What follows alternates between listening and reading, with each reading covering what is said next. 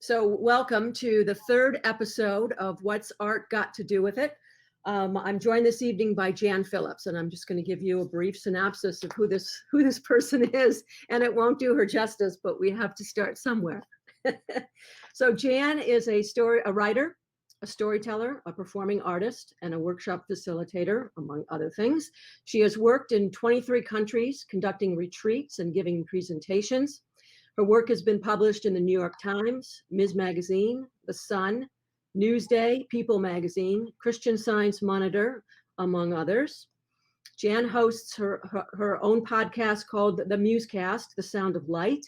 Highly recommend that you check that out, and we'll talk more about that at the end of the show. She is the founder and executive director of the Living Kindest Foundation. And Jan has published 10 award-winning books and 3 CDs of original music. And as I said, that really only begins to tell the story of Jan Phillips. Jan, thank you so much for being here. Welcome. Hey, I'm thrilled to support your new project. It's so creative. Imagine that. Thank you. And on a personal note, I would really want to just publicly acknowledge you for being one of the people in my life. This past spring, you held a series of Zoom seminars, and you were one of the people in my life who really helped to inspire me and help me understand that I could live into being a full-time artist. So thank you for that.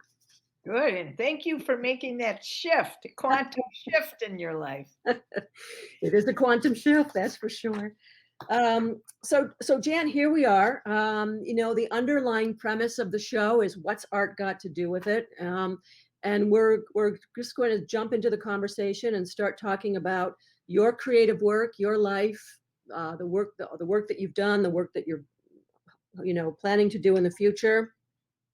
And I'd like to start out with a quote by somebody, and I like this quote by James Baldwin. The role of the artist is to make you realize the doom and glory of knowing who you are and what you are.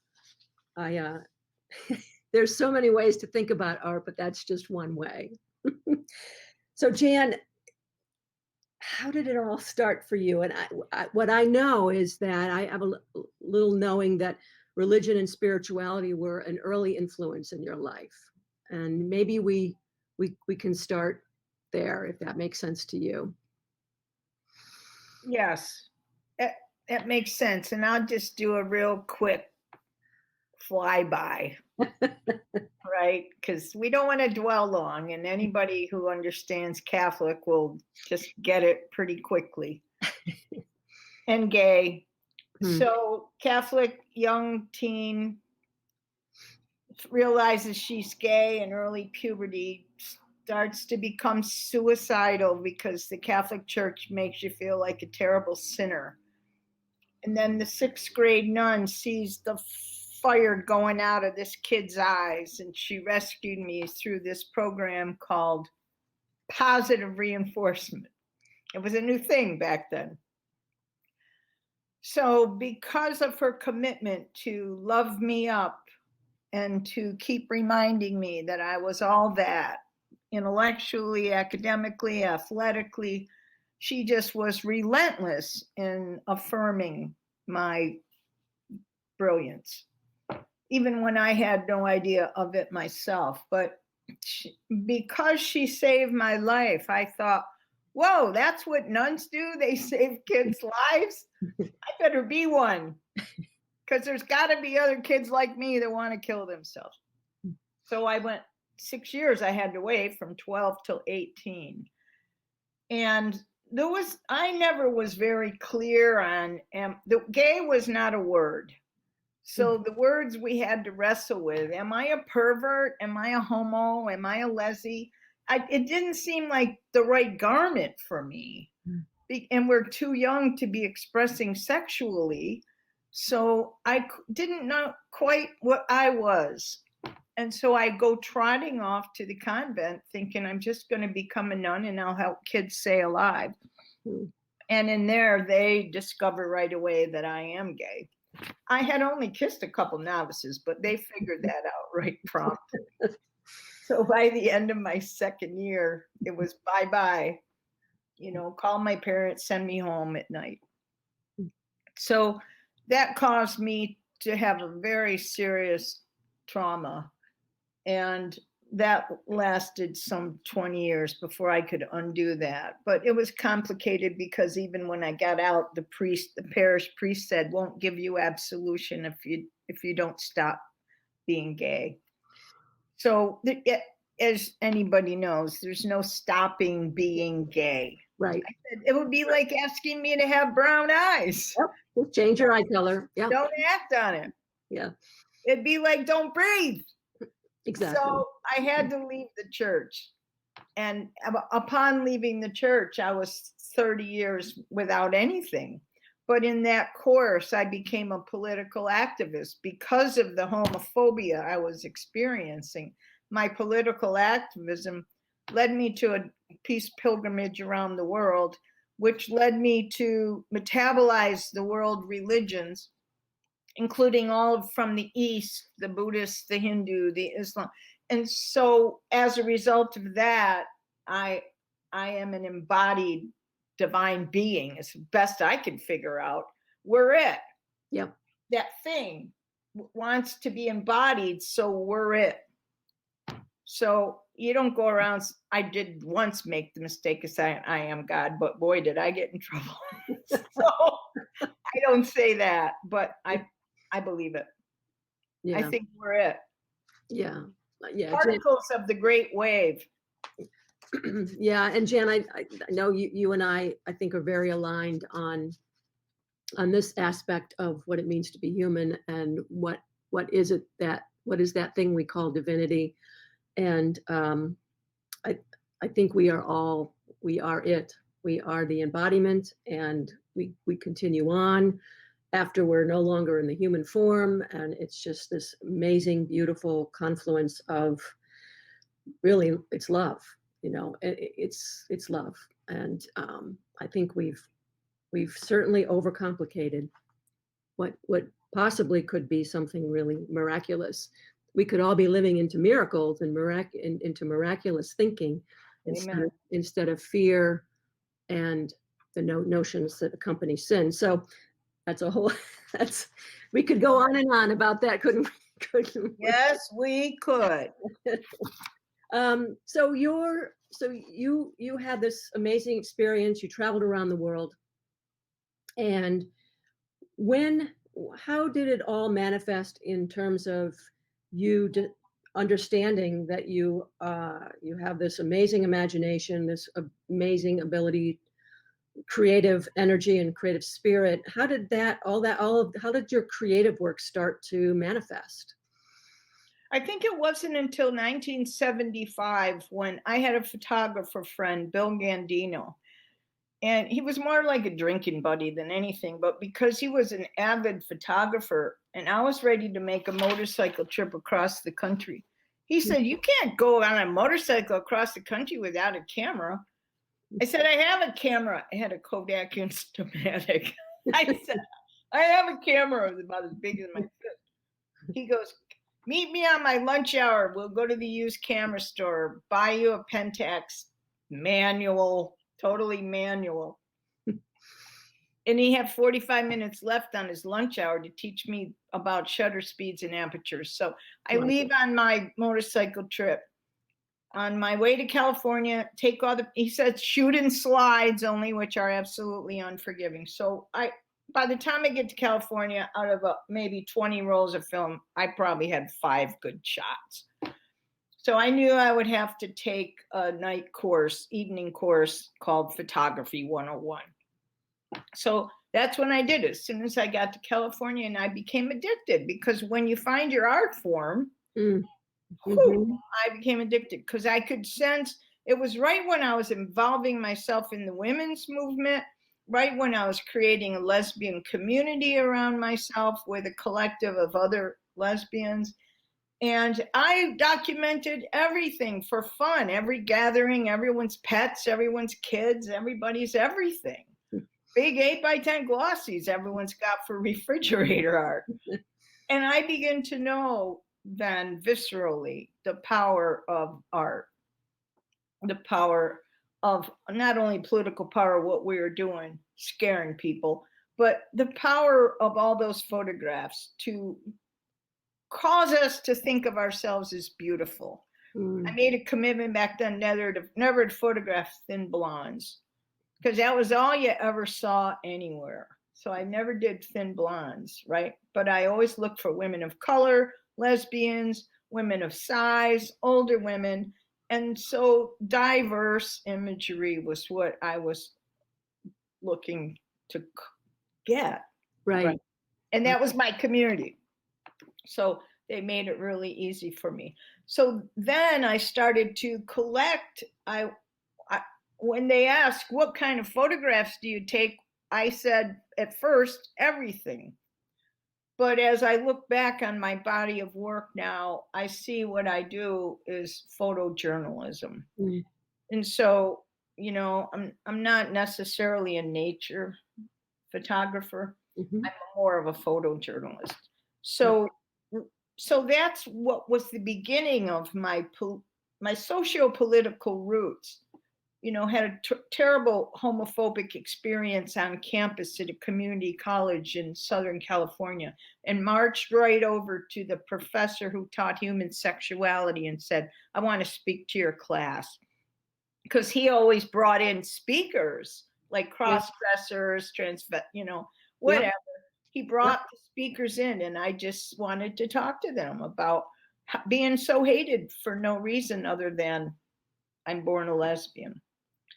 So that was the beginning. It all started with just, you know, the whole queer thing, but then the women's movement, then the disarmament movement, because it was wacky there when Reagan was in charge. You may not remember, but right. It was terrible. I do. So that's the genesis story of it. What's wrong around you, you fix. You know, and I was going to say, Jan, that's what I'm hearing in the story is that there is a kind of bravery and courage and awareness, certainly, to be in the world, to look around, to see what's really not making sense, or what's not real, or what is a false narrative, or however we want to describe it. But then you know, so many of us go through life and we see these types of things, and we shake our heads, we roll our eyes, we might post about it on Facebook, but it takes something else to be able to move from understanding and knowing to then taking action. And it strikes me that that's what you have done your entire life. You've had that bravery and that courage to say, I'm going to be a witness. And yeah, because if I didn't act and make of my days action, then I would feel like a failed witness. And I don't know what that little step is. I know a lot of people say, I'm afraid. And sometimes when they say that to me, these ears know it's not true. It's like habit talk, right? It's old thinking, afraid, you know, and so we have to undo that and kind of rethink that statement, I'm too afraid to do something. So I don't know exactly what it is, because I've never felt particularly bold or brave.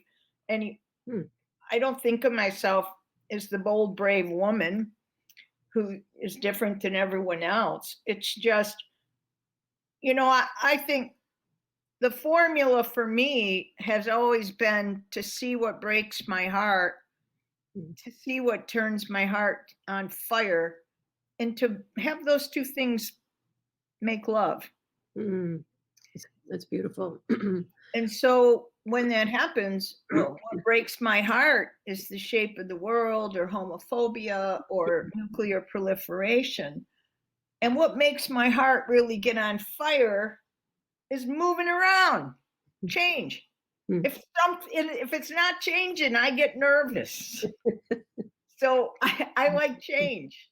You know, I fly back and forth every chance I get to the East Coast, West Coast. You know, I have a house in the East and a house in the West, because I'm both. I'm the East Coast kid and I'm the West Coast kid. So I need change. And I love to travel. I'm some kind of gypsy. So when occurs to me that I'm in breakdown. I'm getting anxiety attacks because of Ronald Reagan talking about Star Wars. And the whole world is building up nuclear stockpiles, and I'm one person in Syracuse, New York.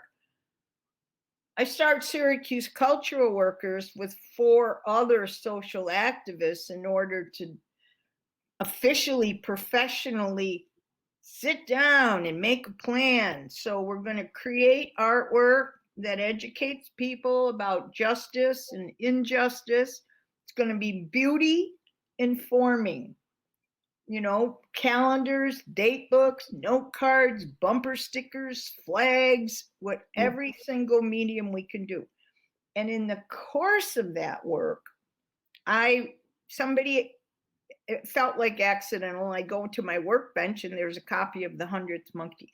And when I read The 100th Monkey story, I went right across the street to the bank and gave the teller a $20 bill and said, I can change the world through my thoughts.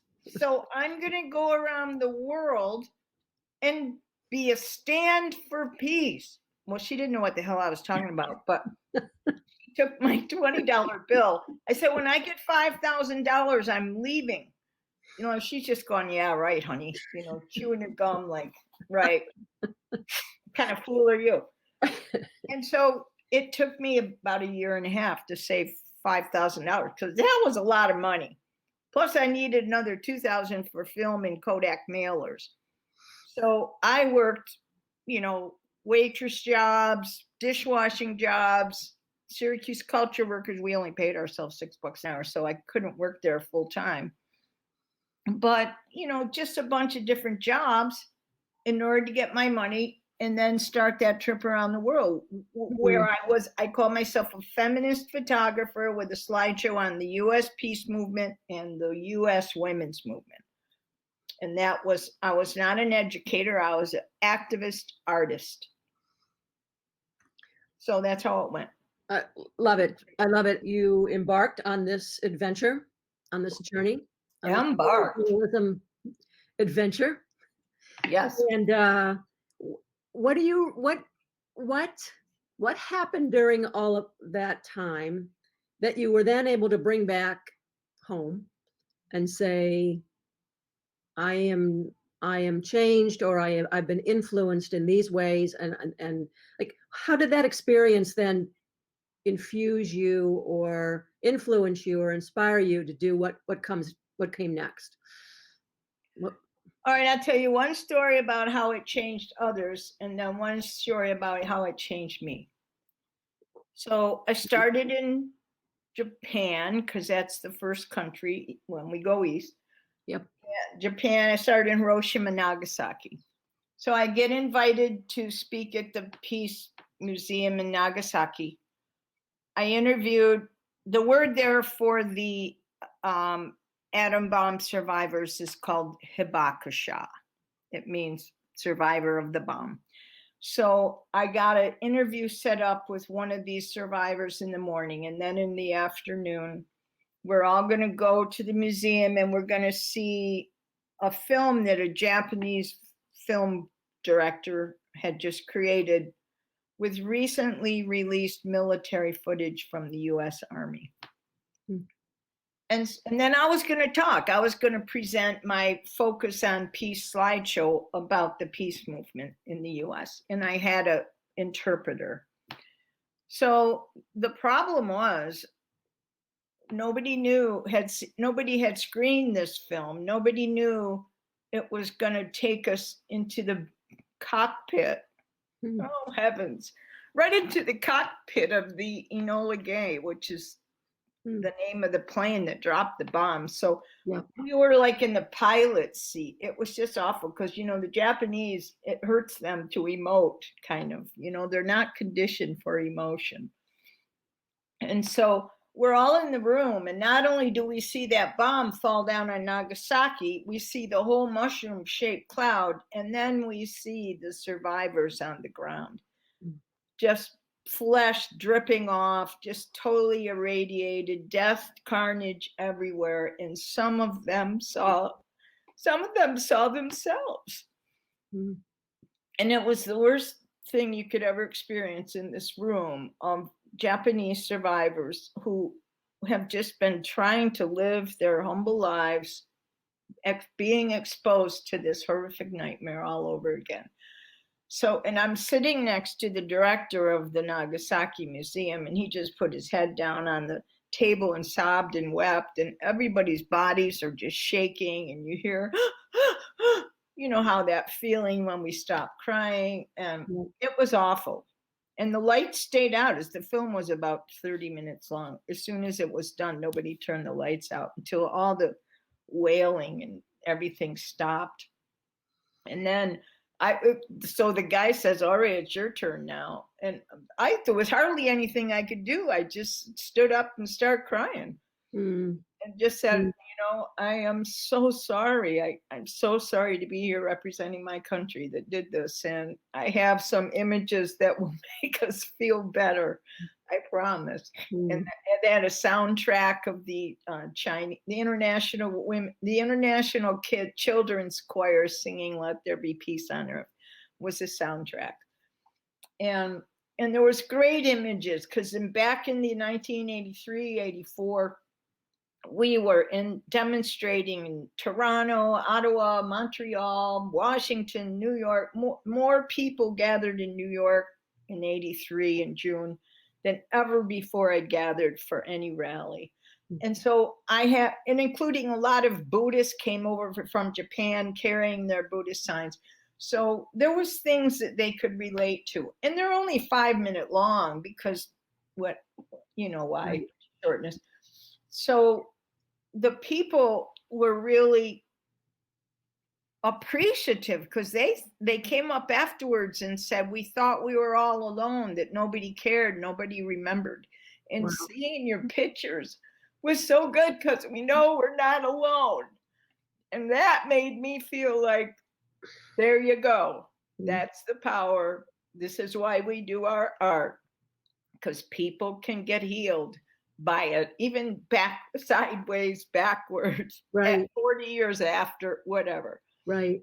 And then how it changed me, because I was out there for 1.5 years, was that I didn't know all what I'm going through. I didn't know that I'm day to day, I think I'm the same person. But when I'm flying home on the plane, I realized this is not the same person. My first real awakening was, Christianity is too small for me now. Because the Christians like to say, Jesus is important, right? Yep.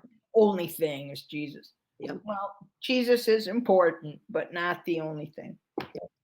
So I realized I was different, but I didn't know how different until I got into Syracuse. And then when it was time to cobble a life together, I went back to culture workers for a little while, but I was a new me, and my soul had grown its proportions. And so I was way less spiritual when I left. So cultural workers worked for me because they were way more leftist, Marxist, progressives don't want to mix spirituality up and the whole thing. Religion is the opiate of people.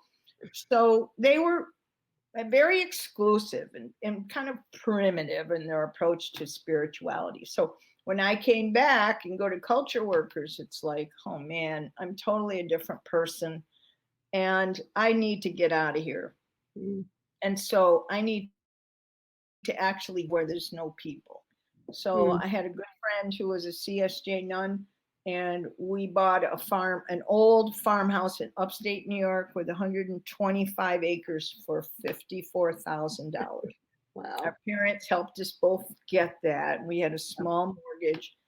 And that's when I realized it was like a hermitage. That's when I realized I had gone from being a political activist to a spiritual contemplative. And now I'm both. The end. Thank you, Jan. It's so powerful. It's so powerful. And I think it's really helpful for people to understand your experience and because when we hear you, we can look at our own lives, both past and present, and think about Right. the future a little differently. So it's so important to share these stories, and I'm grateful. Um, so you are a spiritual contemplative and a social activist. What's happening with that now? My creative work for the past year has been to do a spiritual memoir, because as a facilitator of spiritually intelligent creativity, I encounter people all the time who are still hugely gripped by religion. Mm. And it's a problem for them, because religion, in many cases, is installed like corrupt software. Mm. And so we don't know who we are. Who am I? Other than a sinner, Right. other than a pervert, Yep. And so we have to learn how to individuate. And I feel like my job this go around is to wean people off religion and to introduce them to their own divinity, and to cause there to be a way of speaking about that doesn't insult our soul, and that it doesn't sound too blasphemous, although I realize I do sound blasphemous. Well, it's a different way of thinking. It's a different way of imagining spirituality. It's a different way of imagining the idea of God, of divinity. People will have different thoughts about this, but essentially, these are ideas that emerged over time. With our ancestors had questions and they didn't have answers. They didn't know weather. They didn't know science the way we know it today. Right. So they had to count on the tribal leaders, and the tribal leaders aren't going to say, I don't know. So Right. they make up stories. And Right. back then, they thought the earth was flat. And they had these layers. And up on the third layer could be a being. Right. The sun. Cloud. The sun was a being. Because the moon was a being. cosmology was antiquated. Right. There wasn't really a cosmology. It was so kindergarten.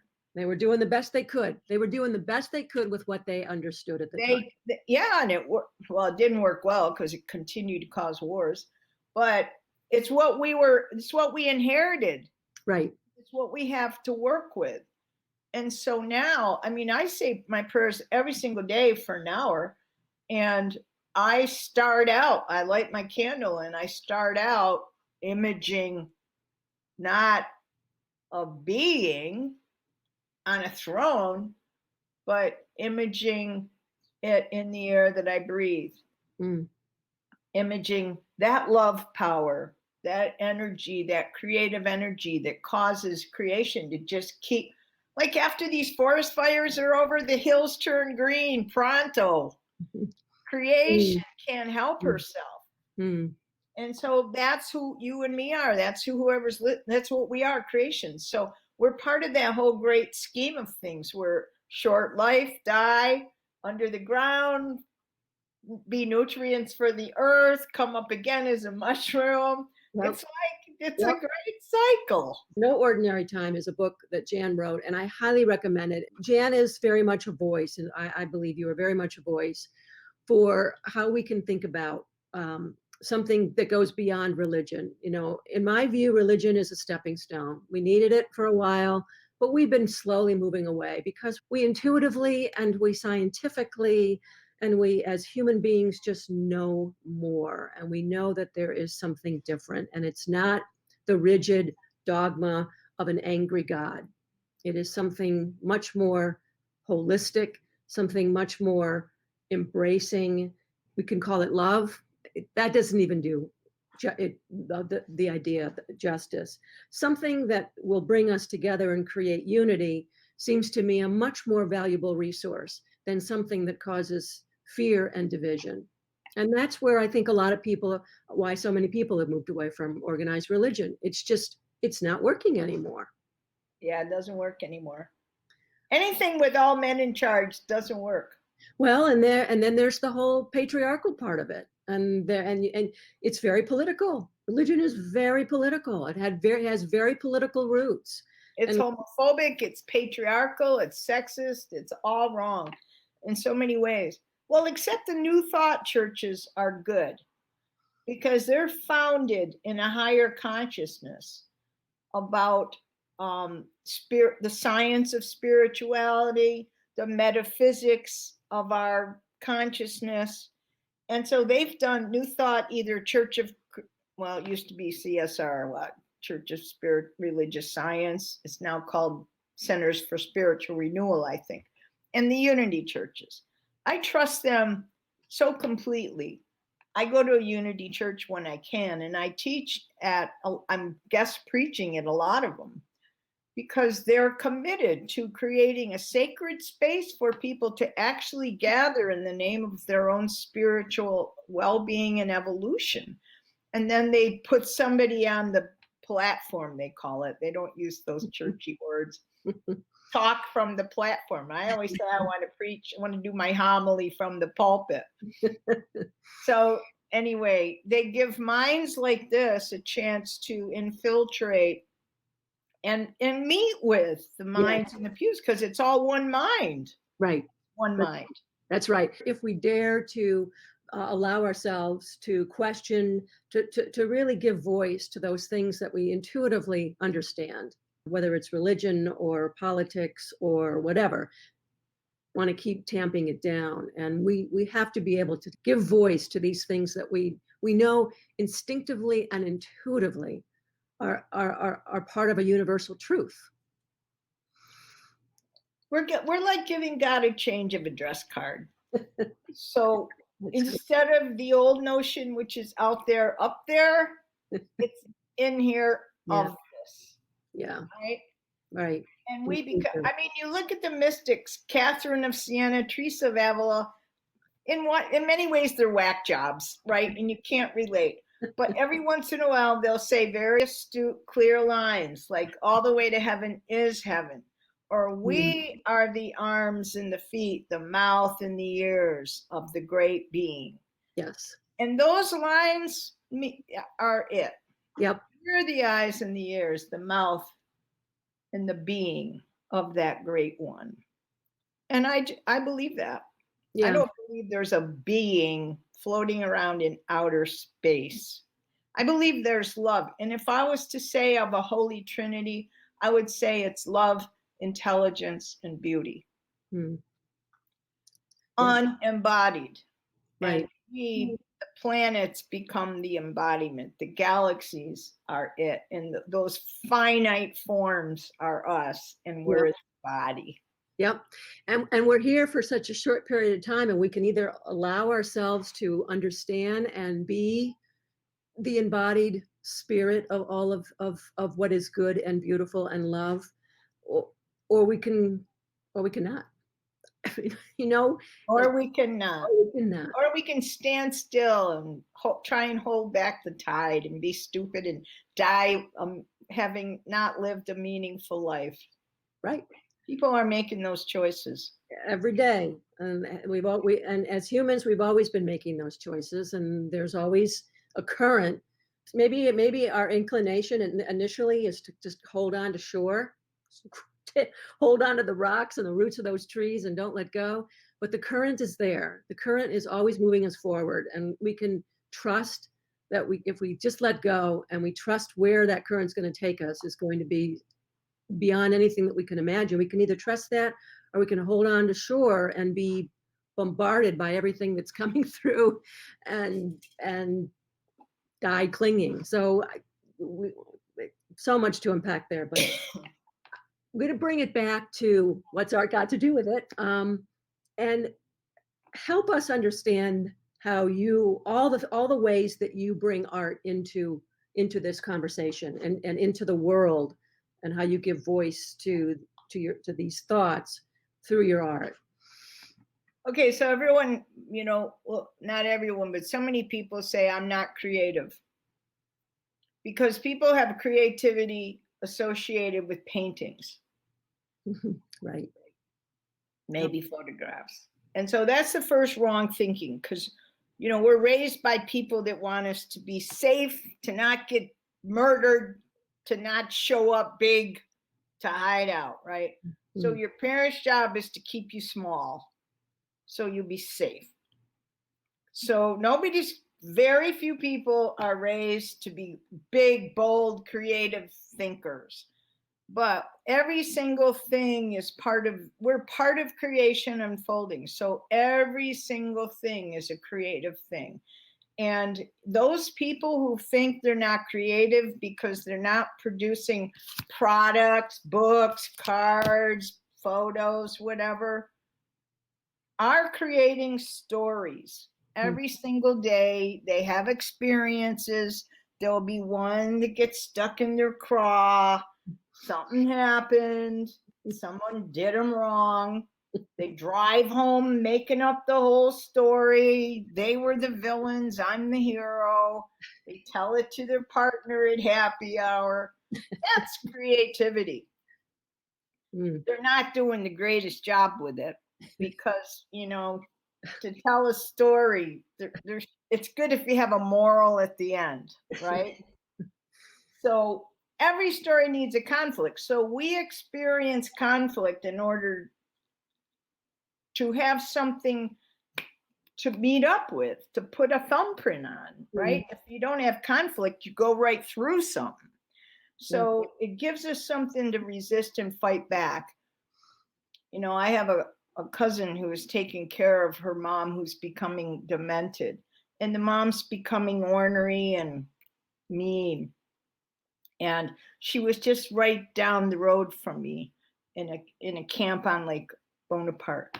And every day she would come down in tears. And every day I would say, do not think this has anything to do with you. Your job as a spiritual being is to let all things happen and not hook you. And this river's trying to flow through you, but you got dams in here collecting debris, and then you bring it into my space. And so the whole summer was like a teaching of, I must admit I failed at it, but we can't control what works or not. But I knew as a teacher, I was saying to her, every day, see if you can have, 1 hour where you don't get hooked. I'm just saying that we all encountered conflicts. Conflicts are the only way we get any wisdom and build our character. So we should be grateful for these conflicts, maybe not as they occur. But once you've harvested conflict and then you realize, oh man, I see why that happened. Even me getting kicked out of the convent, I had ultimately to learn two things. One, there's nothing to forgive. I was really mad at them because they done me wrong. But they did the greatest thing anyone could have ever done for me by giving me 2 years of a monastic life and letting me go to become the real butterfly. Yes. And then I created the whole thing. You don't just go around kissing novices and expect not to get in trouble. So I was just flippant about obedience, one of the vows I was supposed to take. I was flippant about everything, poverty, chastity, I stole money. I had cigarettes. I got wine. It was like I got myself kicked out, but they opened the door for me so I wouldn't have to saw the lock off. It was a blessing. But I tell you, it took me 20 years to get over the trauma of it. I guess we're always living in a time of uncertainty. There are always things going on that just make our blood curdle, that get us angry, that bring angst into our lives, that we just don't understand. Uncertainty is what we can count on in life. And like you said, things are always changing. We are living in a very unique time. At least it feels like that in my lifetime. And I'm wondering, how can creative expression guide us through this? How can we expand how we think about ourselves and the world around us through creativity with our imaginations? How do we break down some of these barriers? What's the role of creative expression in a moment in time like this? Well, you figure out what medium you like to work in. first. That helps. Like, I only do kind of one thing at a time. So when I'm doing my memoir, I don't go, oh, I think I'll work on a song today. I don't try and mix my mediums up. But Okay. so you figure out, if I asked you, what medium do you like to work in? You might say, oh, I really like taking photos. iPhone photography is brilliant. So if that's your favorite thing, then you probably have Instagram and you upload one photo a day on your iPhone, right? I'm an iPhone. I just got a GoPro and now I'm looking into drones. But That's great. I think iPhone photography is it. So unless you got your Nikons and all that, which I have. So anyway, whatever you got is perfect for right now. So then you think, well, how can I use this in the service of peace and justice? It's like back in 82, 83, I made slideshows with 2 projectors, a dissolve unit, a soundtrack, Took forever. You're never going to do that again. But you could do it in iPhoto. You can make you can do it in iMovie. Yep. You put your photos on the track. I buy music. I buy royalty-free music, $40 for it. I can use my own music now because I've produced enough music, but you can't use a Beatles tune and upload it to YouTube. But we want to find ways to share with other people, to legally put something together that can be socially shared and have it be our unique creation. And it could be, say, your photo. If you're scared of poetry, do a haiku. What's that, 5 lines or something? Google haiku. It's very easy. 5 or 6 lines. Get yourself used to writing a thing that connects nature with justice, or sorrow with your heart's desire, right? It's very, very easy. You don't have to be Mary Oliver. And then you have a photograph and your images. And then you can turn it into, let me see if I have some. This is a little pamphlet of photographs and images. It's like 12 pages. My friend Ruth and I go out, we take photographs, and then she made this little, I don't know, giveaway book. I don't know what she calls it, but it's kind of nice. And you could, there are bazillions of places, Vistaprint, Instant Print, Blurb, Snapfish, would turn your photos and your words into little pamphlets. These things I make constantly. They're creeds. Whenever I have a bunch of they're postcards, oversized postcards, right? This is called An Apostles' Creed. It's my way of saying, this is what I believe. And it's just a picture of my niece walking on the beach, right? This is examination of conscience. It's a picture of the sky with a park bench and 10 Zen questions. You put it together. And I'll tell you, this is one thing that started out being a photography exhibit at Syracuse Stage. And they just take pictures out of wherever your mom kept the darling pictures of you in her shoebox. You get the pictures, you scan them, and you write a few sentences about that picture. You have just created your first memoir. It's too easy. This got printed at Kinko's. It's too easy. So you don't have to be a songwriter. You just have to be a person who really means it about healing yourself in the world. Because nothing heals us better than our own creative gestures, because that act roots us in the present moment. You can't be creating anything when you're thinking about the past or thinking about the future.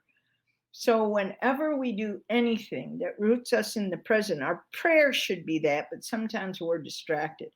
But creative act gets us whole soul, solely engaged with the present. That's why it heals us. doing the one thing, and not to fret over, oh, it's not going to be as good as Jan Phillips, or it's not going to be as good as Adele or whatever, because none of us are as good as the next one. My CDs are not a professional musician singing. They're an average Joe Blow saying, I have some beautiful spiritual songs here that will make you feel good, that will give you some new ways to think about the divine, that will cause you to fall in love with your own soulful events. And here, and I will not hurt you, but it's no well-produced, Motown event. Especially when I invited my Singing for the Soul group, and they're a motley crew who sing off key. So it's raw. Yeah. But it heals me, and it heals anyone who hears it. So you have to figure out, if you really mean it, you want to have a life with passion and meaning and purpose, then that means you plug in to your social community and see what's going on that's not right, where there's inequities, inequalities, justice, and figure out, we're all trying to figure out about Black Lives Matter right now, because it's been pointed out to us, we cannot keep bringing Black people in to talk about the problem. Right. We have to solve this problem on our own. So white folks now are trying to figure out, how do I do that?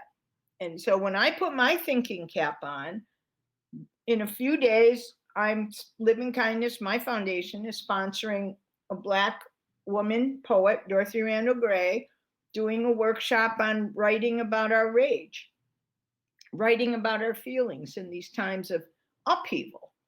And then the week after that, I have Barbara Haber, who's a psychoanalyst, poetry editor for the Psychoanalyst Journal. And she is introducing some African-American poems to the Zoom event, so we can learn more about what are Black poets telling us about the world they inhabit. It's not a critique of poetry. It's not, call up a Black person and have them tell us how hard it is. It's none of that. It's us reckoning with our privilege and with how do we undo this terrible world of injustice. Yeah, and really coming to terms with the fact that we've been lied to. Everybody's been lied to, and we have to now unlearn and reimagine. We have to reimagine the future. Jan, I can't wait. I'm going to be a part of those 2 Zooms, and I'm really looking forward to it. People can go to janphillips.com, and they can. Yes, it's all on my website in my shop. But even more importantly than these products would be to sign up for my newsletter list, because then they're officially in my circle. So when there's an event happening or something new coming out they want to know about, they get that blast in an email, and then they could become part of a community, because a lot of people out there don't know how to make community. Right. They want to be part of a community. Yes. And they want to hang with me. So I say, here, come and hang with me here, hang with me there, right? Come do story spinning. It's because we can undo that damage with great velocity, so that they can become free, and it's like get to see the little wings come out after that little chick comes out of the egg, right? We get our wings when we commit, but there's such hesitancy. And if people don't really mean it, I'm like, go talk to someone else. Well, I've been a part of the communities that you've created, Jan, and they have been transformational events, truly, just people coming together in a safe space. And I think safe is an important word to use, and an open-hearted space where ideas can be expressed and conversation can take place. It's so important. Open-hearted, totally. Yep. Good word. Jan, this has been terrific. We are rounding up the hour, and Please do. So go to janphillips.com and sign up for the newsletter. That is the best way to keep in touch with everything that Jan is doing, and she's always got something going on. Well worth your time. Is there anything else that you'd like to share? Anything coming up? Anything on the horizon? Anything that you would like folks to know? Well, I'm going to be offering a few new Zoom webinars. And this week, I'm going to be creating them. And so I'll be sending a newsletter out. So they should not hesitate about signing up for the newsletter because they might be interested in these webinars. I also have an e-course coming out starting October with spirituality and practice .something.org might be spirituality and practice. That's a downloadable 12-session called Raising Our Spiritual Intelligence. So it's not me live, me live at the beginning and the end, and then 12 sessions you download and practice.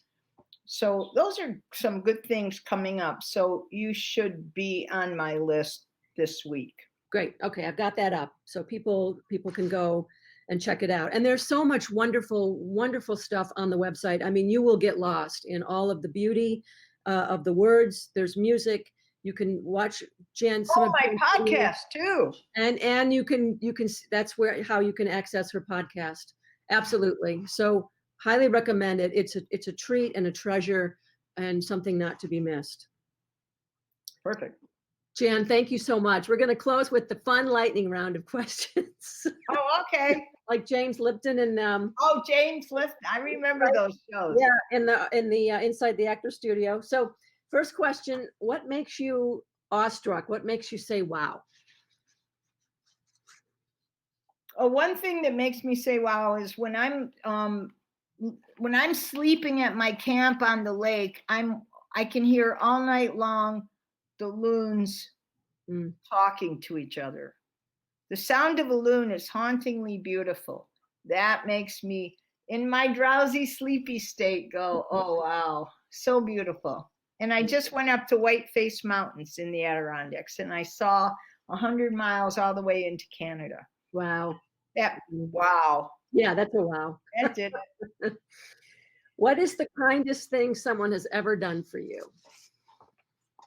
Well, when I was going on my peace pilgrimage around the world, everybody put me up for a year and a half. I only stayed in one hotel in Alexandria, Egypt, because I needed to be alone. But people, even if I was in a pig barn, I had a place that sleep here tonight. But I think in the US, the kindest thing was when I bought Muse Lodge up at the lake, Bonaparte. My friend Barbara Haber and her husband Shelley rented a 24-foot U-Haul truck, filled it up. He had just sold his mattress company. I had 14 beds, filled it up with mattresses, dressers, chairs, furniture, rugs, everything I would need. That they were upscaling or something. Where I don't know where it came from, but they unloaded this 24-foot truck full of stuff. And when I sit in that house, I'm surrounded by what's just screaming out, love you all the time. Wow. That's awesome. That's so beautiful. What is your favorite tree? Maple, because of the sap, because of the colors. Redwood, because of the redwood. Yeah, all you have to do is say redwood. What is your favorite smell? Coconut vanilla. Oh, nice. That's why it's great to live in Hawaii. Smell that all the time. What is your least favorite smell? Bananas. Oh, it's interesting. I hate bananas. I don't even like the sound of people chewing a banana.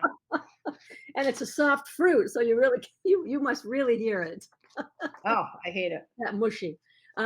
What is your favorite kitchen utensil? I think I'm most happy using a whisk because I'm whisking up my blueberry pancakes, upon which goes a lot of maple syrup from there you go. Maple tree. You have threaded the themes. That's great. Oh, Jan, this has been fantastic. Thank you so much. I am grateful to share this time with you. Thank you for sharing your wisdom, your insights. Thank you for I, sharing you. I want to applaud you for doing this show, for making a move away from traditional employment USA to becoming the entrepreneur that you are, and for adding so much fire and love and positive energy to this culture at this time. You're doing the perfect work. Abundance is coming to you. Thank you, Jan.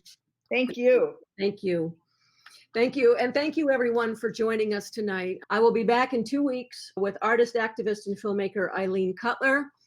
And again, just so grateful for all of you joining. Remember, we need art. We need art to imagine the world differently and transform the status quo. Thank you. Love you all. Have a great, great night. Thank you. Thank you, Jan. Thank you, everyone. Bye-bye.